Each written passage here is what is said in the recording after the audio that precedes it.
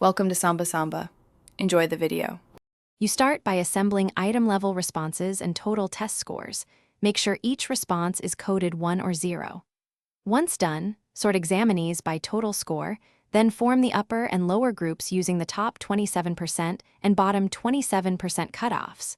You should now have two matrices, responses for the high group versus the low group.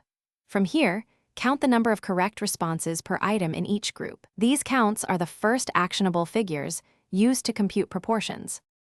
Now compute proportions. For each item, divide the number correct in the upper group by the upper group size to get PU, and do the same for the lower group to get PL.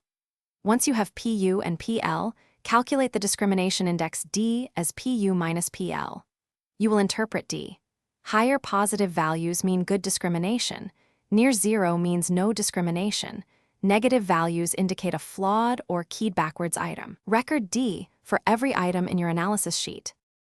Finish by compiling a table with PU, PL, D, and group sizes for each item.